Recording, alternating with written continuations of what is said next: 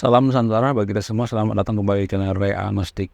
Tanpa kita sadari, ada beberapa alasan yang terus-menerus terulang-ulang, tapi tidak kita sadari. Alasan yang bikin negara kita tidak maju. Apa itu alasannya? Jadi dari kecil itu saya suka mengamati hal yang kecil-kecil gitu. Semacam melakukan riset kecil-kecilan gitu. Dan dari kecil juga saya sering bertanya, kenapa bisa seperti ini? Kenapa bisa seperti itu? Ya kayak orang gila sih sebenarnya. Tapi pikiran-pikiran seperti ini atau pertanyaan-pertanyaan seperti ini bisa mengganggu pikiran saya gitu.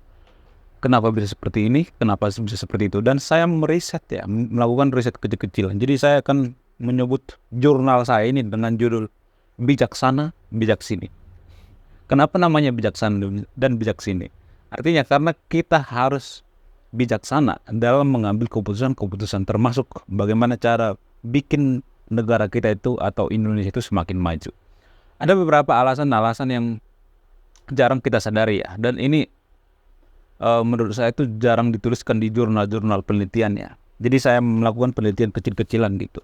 Alasan yang pertama kenapa Indonesia itu susah maju itu karena tanpa kita sadari ya, yang pertama, masyarakat kita itu adalah masyarakat yang mudah emosional. Jadi tanpa kita sadari, masyarakat itu sangat mudah emosional. Contoh ya, klub sepak bola di Indonesia itu adalah klub sepak bola dengan fans yang paling fanatik di dunia. Apa buktinya? Apa contohnya? Seperti kasus Kanjuruhan. Itu kan karena kefanatikan ya, karena nggak terima klubnya kalah gitu. Bahkan baru-baru ini ada seorang wasit dari Bahrain ya kalau nggak salah ya. Kita bully berjamaah gitu, kita bully mati-matian. Ya, itu dari sepak bola ya. Terus dari bidang lain juga seperti itu. Pemimpin misalnya, capres atau presiden kita misalnya, presiden pilihan kita. Kalau misalnya kita kritik sedikit saja, mereka akan marah-marah. Nggak boleh dikritik. Kalau mereka cinta itu, cintanya itu brutal banget. Jadi mereka itu kalau fanatiknya itu brutal. Itu kan fanatik namanya, terlalu mencintai pemimpin itu dengan sangat brutal. Bahkan dalam beragama juga warga Indonesia itu sangat brutal dalam beragama. Kalau mencintai satu agama itu mencintai sangat brutal. Kalau kita kritik, mereka tidak akan terima. Padahal yang kita kritik itu cara mereka dalam beragama, bukan agamanya. Tapi mereka itu akan marah-marah. Jadi ini akan mempengaruhi kemajuan suatu bangsa. Sangat berpengaruh. Contoh misalnya, kenapa ini mempengaruhi kemajuan suatu bangsa? Misalnya ada presiden misalnya, atau pemimpin, atau bupati, atau gubernur kita. Karena banyak fansnya, banyak fans fanatiknya. Maka walaupun ini pemimpin ini salah, gak ada orang yang berani kritik karena banyak fansnya, ya kan? Ini mempengaruhi. Jadi kalau ada pemimpin yang tidak pernah dikritik sekalipun, maka negara itu akan hancur, hancur sehancur-hancurnya. Jadi kalau pemimpin itu dipuja-puji terus, maka itu pemimpin akan hancur. Jadi pemimpin itu butuh yang namanya kritik sebenarnya, kritik membangun nih. Bukan kritik yang tidak jujur ya, karena warga Konoha kan banyak juga yang mengkritik, tapi kritikannya nggak jujur gitu, asal bacot gitu. Bukan asal bacot, memang kritikan yang jujur gitu. Sama seperti waktu pemerintahan Soeharto. Soeharto itu kan lengser atau hancur karena banyak kan sekelilingnya yang memuja-muji beliau. Wah, kamu adalah presiden yang terbaik sepanjang masa. Kamu presiden yang tidak terkalahkan. Sehingga Pak Soeharto saat itu terlena. Padahal di bawahnya itu, di lapangan tidak seperti itu. Pak Soeharto adalah presiden yang saat itu anti kritik. Sehingga Pak Soeharto hancur, ekonomi kita hancur. Karena pujian-pujian atau sanjungan daripada sekelilingnya. Jadi agama juga seperti itu. Kita nggak boleh terlalu brutal dalam beragama, terlalu berlebihan dalam beragama, terlalu mencintai agama kita secara berlebihan. Nggak boleh. Karena apa? Karena agama ini akan menghancurkan kita. Pola pikir kita banyak dipengaruhi oleh agama. Jadi kalau dalam agama itu prinsipnya sudah salah, tetap kita ikutin, maka negara akan hancur. Gitu kan logikanya. Jadi itu riset yang pertama yang saya pelajari ya. Saya sebut dengan riset atau jurnal ilmiah berjudul Bijaksana, Bijaksini. Ya, namanya terdengar unik, tapi ya saya bikin namanya seperti itu biar gampang diingat gitu. Alasan yang kedua misalnya, kenapa Indonesia itu nggak maju-maju adalah karena kurang berkesadaran. Jadi peraturan paling banyak di dunia itu negara hukum adalah di Indonesia. Cek data. Saya akan tampilkan datanya di sini ya. Peraturan paling banyak itu di negara kita. Kenapa negara kita tuh banyak peraturan? Karena kita kurang berkesadaran. Itu logikanya. Kalau negara kita itu sudah berkesadaran, maka ngapain banyak peraturan? Kan justru karena kita kurang berkesadaran kan. Itu kan logikanya. Logis kalau berpikir secara logis. Alasan selanjutnya misalnya, karena terlalu berharap sama pemerintah. Nah ini nih. Jadi masyarakat kita itu saya melihat terlalu banyak berharap sama pemerintah. Contoh misalnya ada masalah. Jadi kita itu sangat berharap sama pemerintah. Pemerintah yang menyelesaikan masalah. Tapi padahal tanpa kita sadari negara yang maju itu adalah negara yang masyarakatnya itu SDM-nya maju. Bukan pemerintahnya SDM yang maju. Jadi gini nih. Orang kan atau Indonesia itu berpikir bahwa negara yang maju itu dipengaruhi oleh pemimpinnya. Enggak. Iya saya juga ada setuju, tapi menurut saya itu 50-50. 50% dari pemerintah, 50% dari masyarakatnya. 50-50.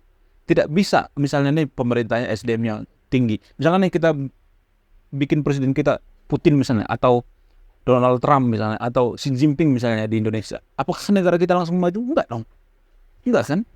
Karena SDM masyarakatnya juga belum maju. Jadi pemerintahnya maju, SDM masyarakat juga maju. 50-50. Jadi harus 50-50. Jadi masyarakat kita itu berpikir bahwa yang memajukan negara kita itu adalah pemerintah. Kalau masyarakatnya nggak mau kerja sama gimana? Bikin kebijakan-kebijakan tapi masyarakatnya tidak menjalankan gimana? Kan kacau kan pemikiran seperti ini. Ini pemikiran-pemikiran yang bikin negara kita tidak maju.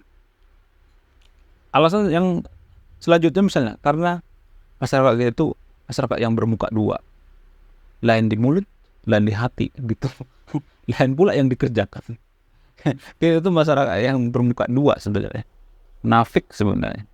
Dalam beragama juga kita seperti itu, munafik kok. Kalau kita tidak munafik dalam beragama, kenapa netizen kita itu paling tidak sopan di dunia? Tidak apa? Itu artinya kan munafik ya. Di dunia nyata kita seperti fine-fine aja, tapi kalau kita di sosial media itu kita sangat brutal gitu. Netizen paling tidak sopan di dunia itu adalah netizen Indonesia. Paling tidak sopan. Itu yang mempengaruhi kenapa kita tidak maju.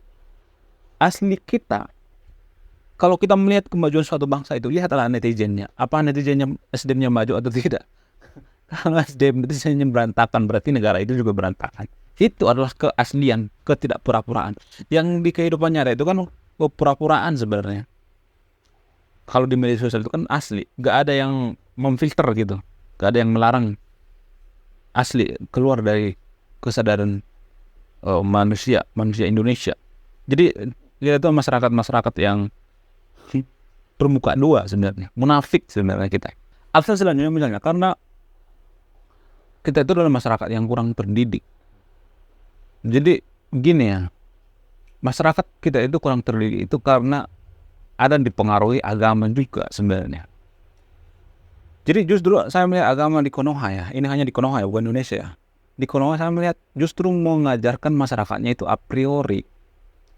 A priori itu kan kita harus melihat harus dari sudut pandang. Jadi dikit-dikit agama. Semua hal dikaitkan dengan agama. Mau makanan dikaitkan dengan agama, minuman semuanya. Kulkas juga harus ada agamanya.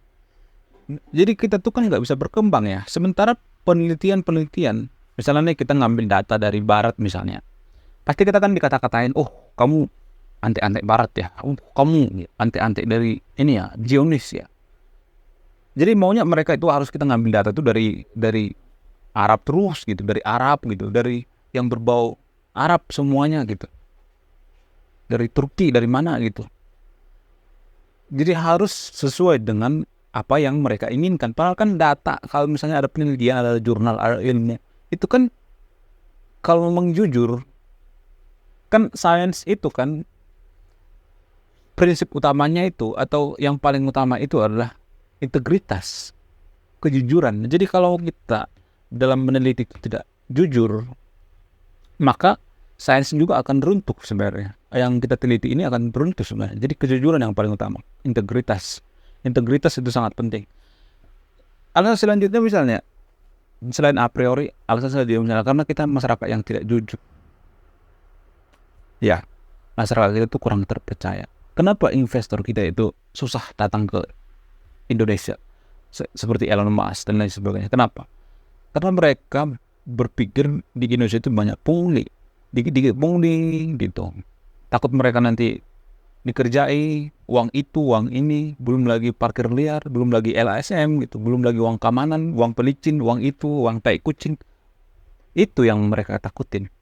Jadi ini seperti lingkaran setan, ya kan? Lingkaran setan. Investor nggak mau bangun usaha di Konoha, dan ini akan seperti lingkaran setan, akan makin banyak pengangguran. Ini berputar-putar terus dan ekonomi akan mandek seperti itu. Karena apa? Karena pengaruh daripada SDM. SDM kita itu adalah SDM yang tidak jujur. Kita itu adalah bangsa yang tidak jujur. Kita harus mengaku itu. Makanya banyak netizen bilang komen di channel saya itu. Saya melihat komentarnya itu kok nggak jujur ya.